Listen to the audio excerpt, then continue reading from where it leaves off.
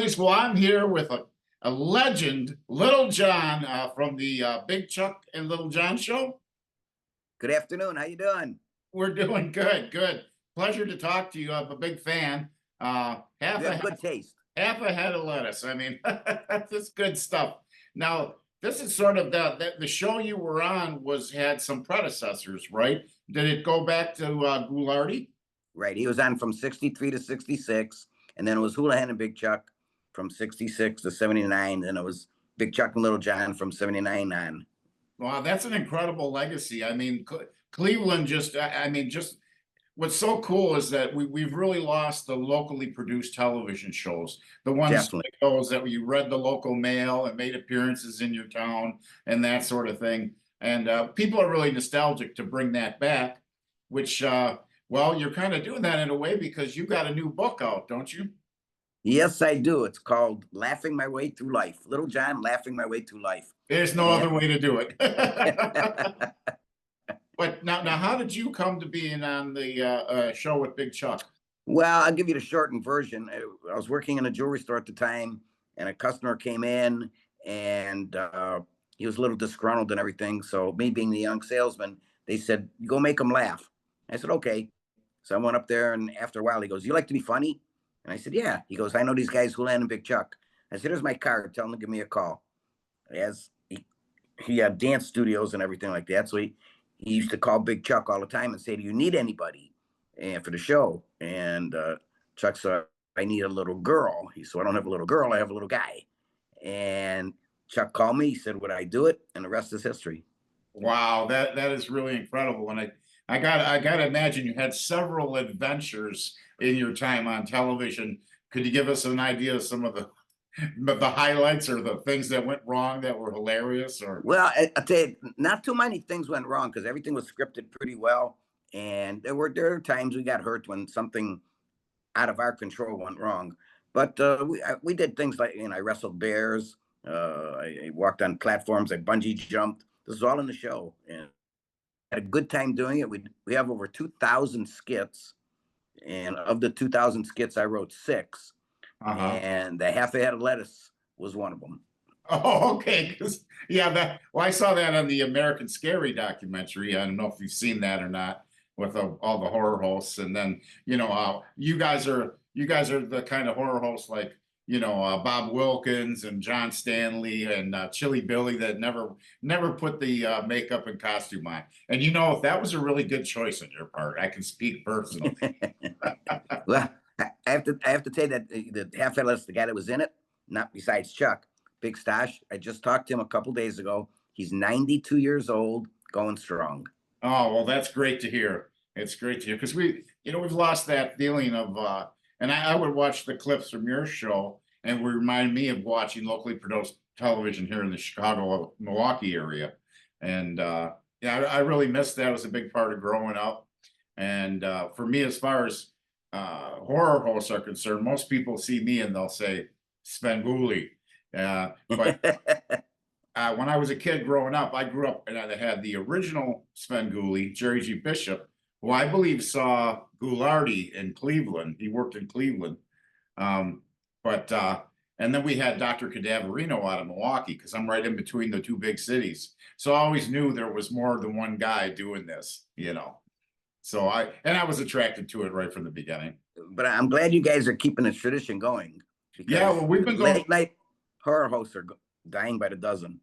Yeah, well, there's a lot of them out there. We've been going about 25 years now, and was on the local cable, which it still is, but we got an audience right away because there was no shows were on at that time when we came on, and I actually got asked to do it. I never really thought about it on my own, and then I went head first in and keep going, and then I started finding about all these hosts that I never grew up on, and I'm just fascinated with that. You have to keep it going. That's the key. Yeah, yeah, yeah. Well, it's for me locally in my hometown, which is Kenosha, Wisconsin. That's pretty much a thing like the old school. Read the mail, and you get out there in the local city and make appearances and just have fun with it. Laughing through life, right? Well, that's it. I'm still making appearances. I'm Yeah. having good time doing it. Still doing Uh-huh. commercials, and Eh, this book has opened up a whole new thing because it's amazed how many people come out, and I do book signings and everything and talk about, oh my gosh, you helped my life. You did this, you did that. Because they grew up with me. I was Right. on so long. I even get that, so I know how it feels, and I kind of like being that guy in the hometown that did the spooky thing. Now I just happened to the really good old Facebook, huh? I just happened to be scrolling through and saw a video of you riding something. I don't know, with a scooter or what. Little scooter, my little scooter. Yeah, and you said, "Oh, I guess I have a Facebook." And at first, when I first saw the video, it didn't have sound, and I'm like, "Hey, I know that guy." Well, I'm not I don't know, social media guy, Uh-huh. and I'm never on Facebook. I don't go on Facebook or anything like that. But since I wrote this book, they said you should go on Facebook, and I said cool. So somebody made the page up. I didn't make the page up, and I just did the little ditty that says, "Hey, guess who has a Uh-huh. Facebook? Me. Look it up. Go on it. You're not going to hear me answer anything." And that's how it's working. It's working great. Yeah, well, it is. Facebook can be a real pain, but it can be a really good tool too. And I've lined up a lot of guests, um, previous horror hosts that I've had on, Stella Desire from Saturday Night Dead, or Son of Ghoul. You might know Son of Ghoul. He's Oh, all, I know him very well. yeah, and then a whole little thing with the Ghoul and Son of Ghoul thing. I know them both. Okay, that's cool. But I really like those guys too, and Cleveland. Well, tell us why Cleveland stands out in such a big way. Well, I think Cleveland supports their own, and we're one of Cleveland's own. And we're two regular guys, had no training in television, that well, Chuck was on before, and got together, and they can see the honesty with us, that we like people, and we just go out and have a good time. We laugh our way through life. And that's exactly what I've done the whole time. I know when I first saw it and I saw Chuck, I was like, there's no way I could have possibly ever met him that I know of, but he looks like somebody that I knew. I don't know, but I like the old clip with him and Houlihan where he's robbing them in the magazine shop. I think that's one of the clips that comes around. No, I got the money for this gun, or the with the old guy, shoot now and ask questions Hey, later. right. Well, we did a lot. Like I said, we have over 2,000, and normally, if you start telling me about it, I remember them all. Uh-huh. But I I got know. stuck. People tell me I said and did things I don't remember either. No, I usually remember them all, but you got to start them, and then I can finish them. Uh-huh. But if There somebody, you like go. the other night, I did a show and somebody said, "Remember Big Louie?" And I just went blank. And then I said, "Well, got to tell me more than just that." And he says, "Oh, it was a gun scene, and Big Louie's coming to town." Then I remembered the skit and everything. I just forgot the name Big Louie at the time. Uh-huh. Yeah. That's how it goes. You start talking about, I've done so many shows now because it's basically we do one every week. And So for that's what we 25 did. years, I go watch an old disc or something, and I'm like, oh, I forgot that person was on, or that person, or what we did, what goofball stuff we pulled off for skits. And uh, I mean, these things were never really scripted, were they? Oh, 100% scripted. They were 100%. 100, Oh, okay. 100% scripted. That's what I Wow. said. That's why there weren't that many mistakes. Like you said, bad things happen. I think no, 100% scripted. All our skits Uh-huh. were scripted. The show was scripted. Well, then when we went on personal appearances, our act obviously was scripted and everything. So yeah, it was.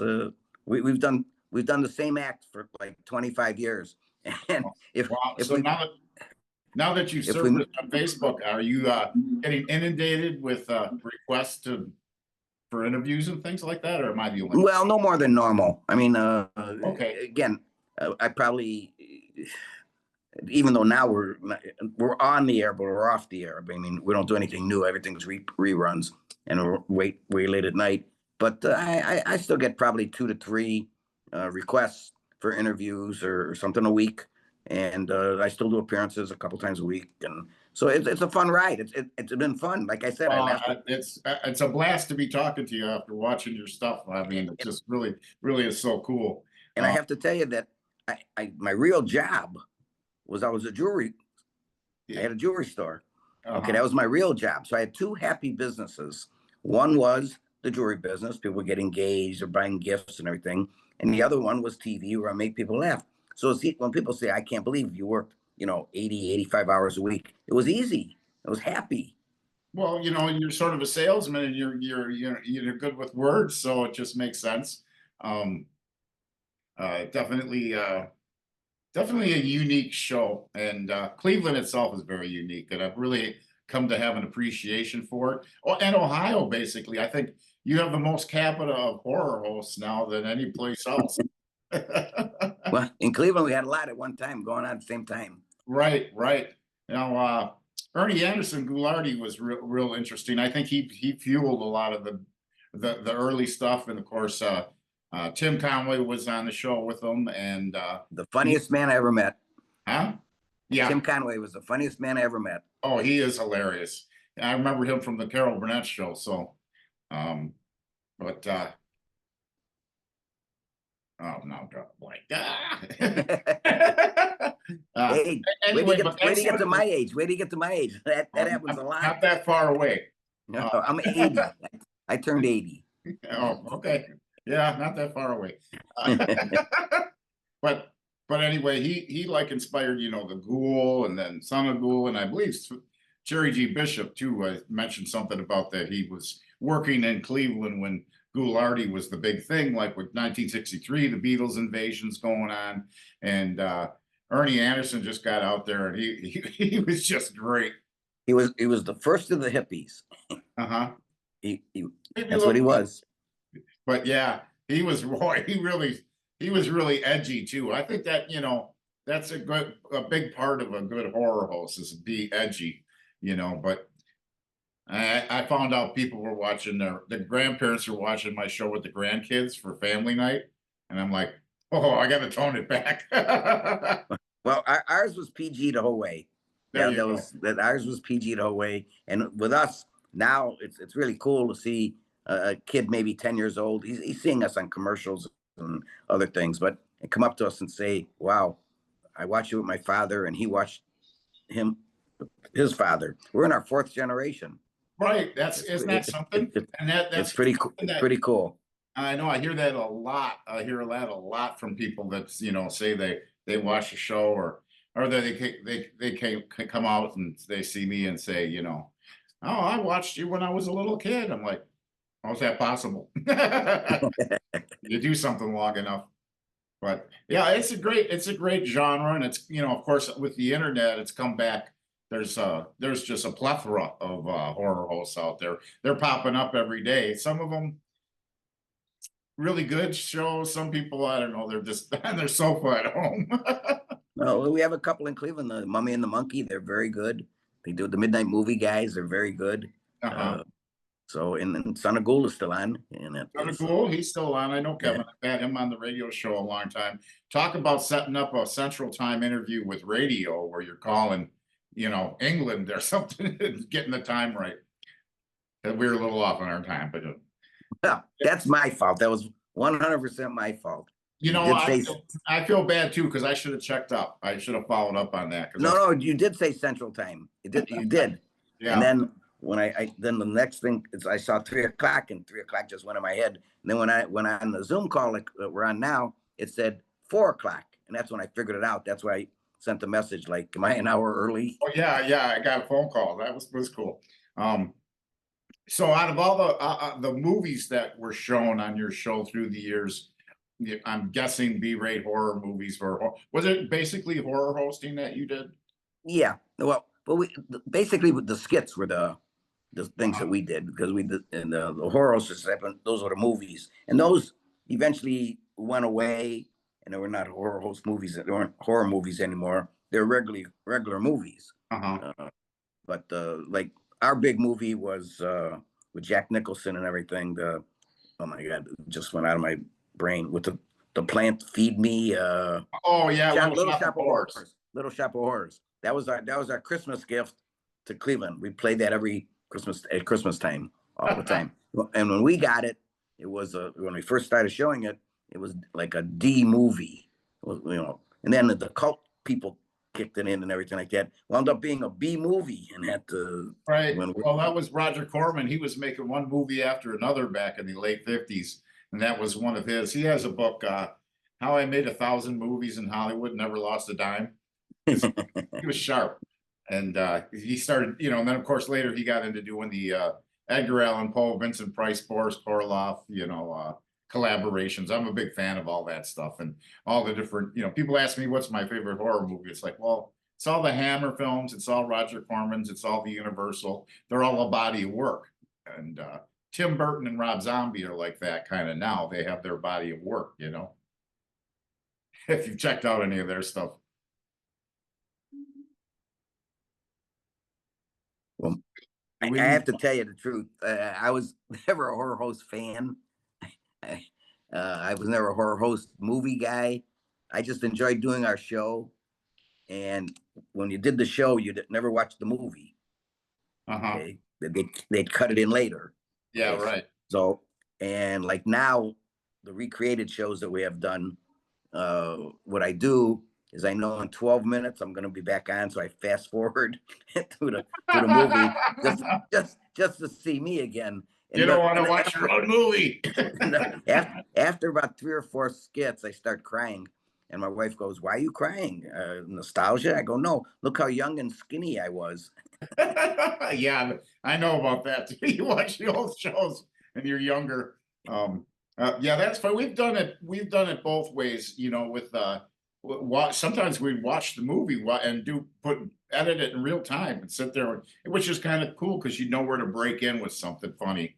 But for me, I grew up on all these movies, so I already know what's going on. So we just come in and do the do the parts. That's what Hooli and Chuck and Ernie Anderson, Goulardi, they were all horror movies and at the time. But like I said, we started getting, again, you bought packages back then, and they were cheap to buy those. Okay, now they're expensive. Now they're getting expensive.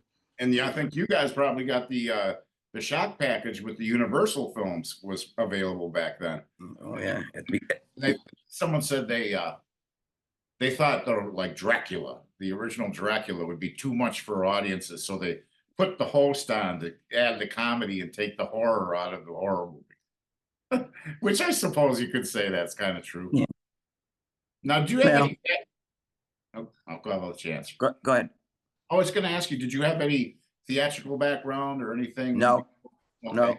But you just got the personality. And then Chuck and I got along very well. I'm 100% Italian. He's 100% Polish. We both, family is very important to us and everything. So we're two normal guys. That's the whole thing. And it looked good on television. In fact, that we're stumble bums. People knew we weren't polished actors and we weren't this. We were regular Joe Blows. And half the appearances that we've been on and half the places we go is to drink with people and party with the people. They know we will, and we have a good time. Right. Well, that's what makes it such a unique experience with with the audience. And well, they when they tune into one of those kinds of shows, they know this isn't going to be a polished act. This is sort of just wild television. I mean, though you were scripted. See, I've never done that. Oh no, we're scripted. But again, it was to take. On Friday night, we're on Friday night, we're on Saturday night, we're on Saturday afternoons and everything. It was to take people's minds off of everything. It was supposed to be mindless. Just have a good time. Just relax, sit down, have a Pepsi, have a beer, have a pizza, and family can watch it. Anybody can watch it and have a good time. Right. All the college students, that'd be their Saturday night. And well, our audience was funny. Our audience was, we beat Johnny Carson after his monologue. Okay. We very rarely beat him because we started at 11:30 at the time. We very rarely beat him in the first 8 minutes because he did his monologue. And then everybody would see who he has on the show and everything and tune out or tune in. Then we'd catch up and win. And then those were like the high school kids or the great kids that didn't go out on Friday night, but they had to be in bed early, but they could stay up to midnight. So then at midnight, we'd catch the kids coming home from, the college kids coming home from the bars and everything like that. And then at the 1 o'clock, we'd catch all the bartenders and the waiters and everything coming home. Yeah. So our show changed. The skits changed. They got a little more racy toward the end of the show than it did at the beginning of the show, but nothing bad. Nothing. Yeah, Nothing well, you know how to make it fly over the heads of the kids and get the, get the adults in the room. I know, I was really young. I think I was only like 9 years old when I started watching the original Svengoolie and then Cadaverino.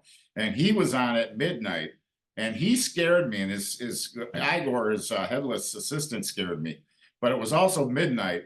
And I was also scared that I'd get busted for having my TV out of my bedroom at the Well, end. a lot of people said that to us, that their parents, they would let them stay up on Friday nights every now and then, but every now and then they'd say go to bed, and then they'd hear us sneak down and try to watch the show.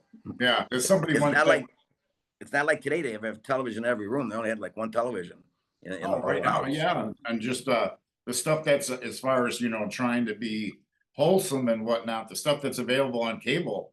These kids are exposed to way worse things than any of Oh, us, heck yeah. definitely. And there's something about it being midnight and seeing the movie and you're all by yourself, even if you're in the house and your parents are sleeping. There's something that creepy about that. But I've always been fascinated with the whole element, Vampira, the whole history of it, which I don't know. Like I said, a lot of people around here, they don't know. They'll just say Svengoolie because he's national. He's huge now. Yes. He's, He I think, interviewed me. He interviewed me a couple, probably now it's about a year ago. Yeah. oh, great. I'm glad to hear that. I'm glad he did that. But I told him, you've taken this farther than anybody, really, because even Elvira, she didn't show movies all that long. She just became the event herself. And But I'll tell you, we did a couple shows with Elvira. Big Chuck and I and Elvira were at the same venue together and everything. Cool lady, really, really, really a cool lady. She had her act together and she knew how to play the crowd. She was good. I think I've met her a few times, definitely. And well, now she's appearing at conventions, but now with the wig and the costume on, which, Oh, really?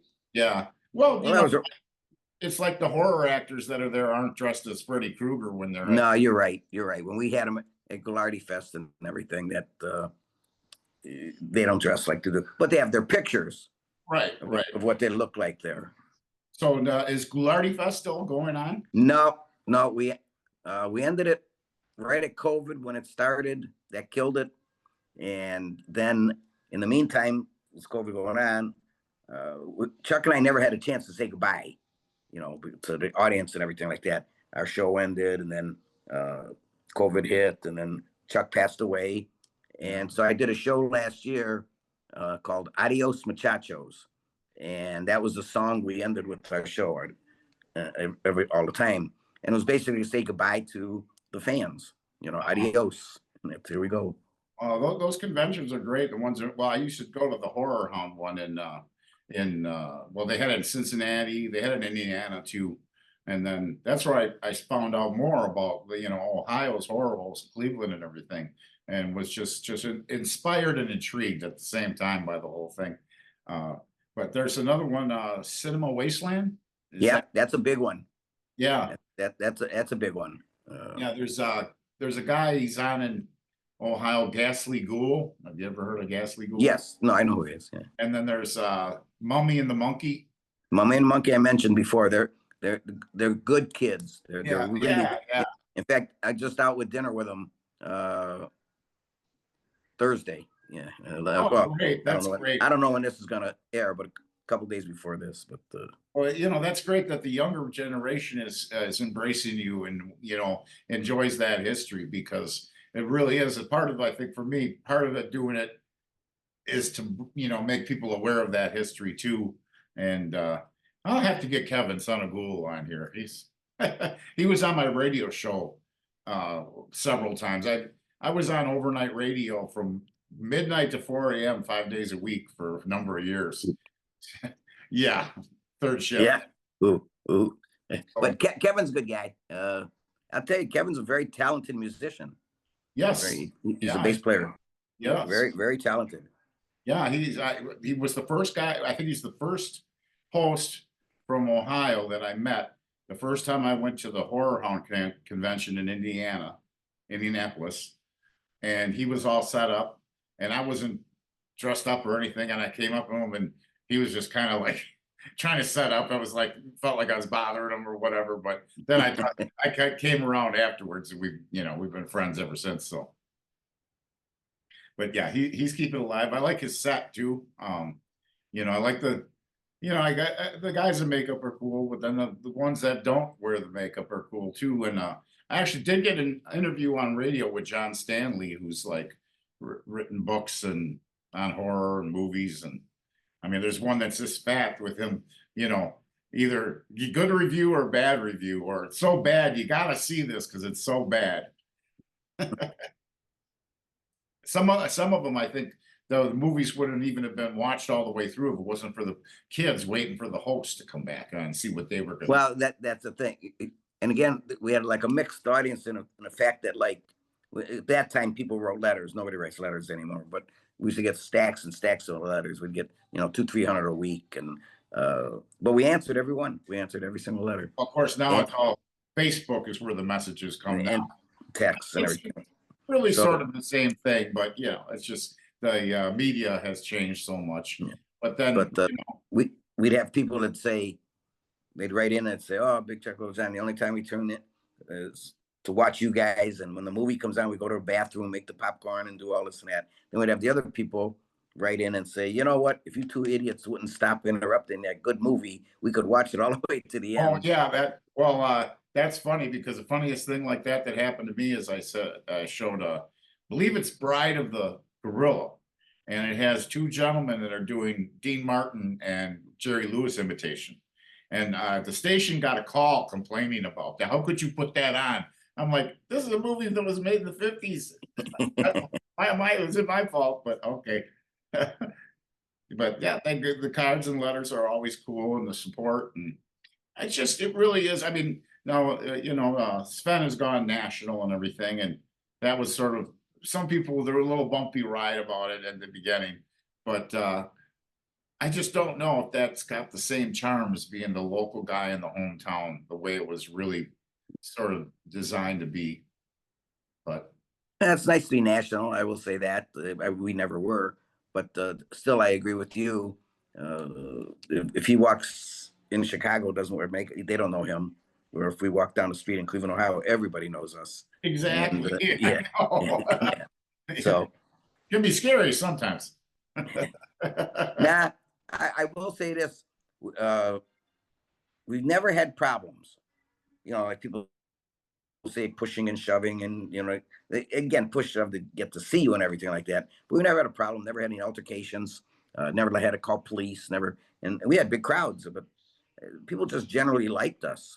Yeah. And we made fun. And we made fun of everybody. I know, and then that's what I mean. That's I guess I can explain it best. My first time seeing you guys was like, I like these guys. These make me, and I enjoy it. And would you have ever guessed that in what is it, 2026, a kid could go on his phone and watch half a head of lettuce? Well, that's right. They can. I do mean, that. how cool is that? And back then, I'm sure nobody knew that was even going to be a thing. That the internet. See, when I was a kid, and now you have it, was Dick Tracy with his watch. You could talk in your watch. You can do everything like that. Now you can. Well, it's just sort of like on Star Trek, when they had their little flip phone thing, and they could read the weather and everything on it. Some people that got into science and technology said those sci-fi shows actually inspired them to get into it. Oh, you know what? I hate to say it, since we're running out of time here. So, any final words for aspiring horror hosts everywhere? You got to put your dues in, and you have to be dedicated to it. Because if you're not dedicated, the fans will know. They can look right through you. Yeah, and just they can look right through you. That's really good to know. Well, it's been an absolute pleasure to talk to you. I hope we can do it again sometime. Whenever you want. Thank you. And I'll get the right time next time. Again, the name of the book and where can they get it? Okay, it's Little John Laughing My Way Through Life. There's 4 ways you can get it. One is Amazon. One is littlejohnbook.com. One is greatpublishing.com. And the other, there's 5 really. And it's the Big Chuck Little John website and the trunk of my car. Okay, I like that one the best. So you're gonna be doing book appearances and things like that as well coming up? It's right. I've done probably 4 or 5 already, and I got 4 or 5 booked coming up in the next couple weeks. Uh, so it's been a fun ride for me. Uh, I like meeting the people. I have a good time. I'm a people person. I don't want to sit on the couch. I don't want to lay down. I want to get out and party with people. And this has opened up a whole new life for me. I never really wanted to write a book, but this just popped up and wrote the book. Oh, why not? It seems like it must be jam-packed full of just great stories and the people you've met, and you're Oh, you're you'd so be personal surprised. and outgoing and just people's person. Well, But again, thank you. thank you so much for being on the show. Anytime you want me, just let me know. All right, okay. We'll probably make a YouTube video out of this, and then it'll also be on the program. Well, thank you. Well, thank you, and good luck on your book. And it just does my heart so great of a feeling to know you're out there doing it. Thank you. And you also have a great day. Okay.